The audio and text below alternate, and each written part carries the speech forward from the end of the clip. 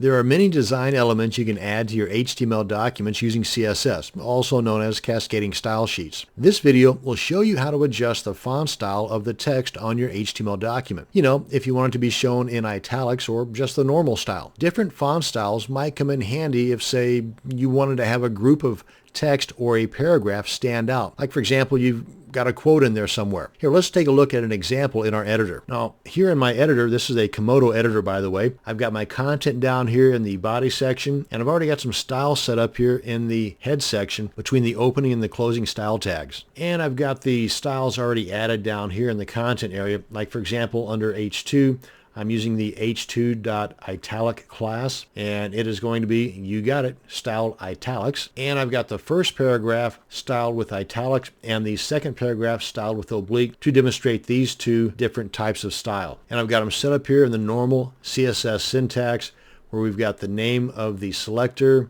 then we've got the space, and then the opening curly brackets, then the property and value. In this case, the property is font-style, and then we've got the colon, then the value. In this top example, it's normal, then italic, then oblique, and then italic for the h2.italic class. So let's go ahead and take a look at this in our Komodo browser.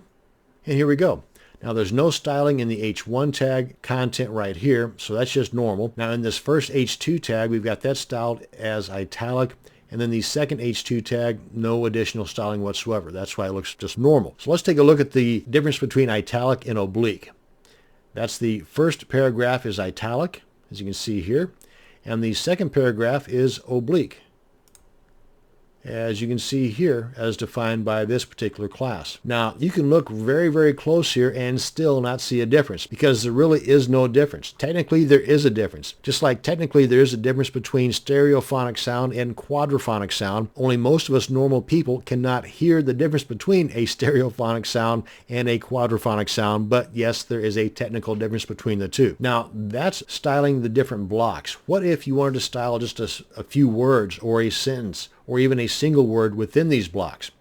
Well, that's where an inline CSS style would come into play, and we would use the span tag. Let me show you what I'm talking about.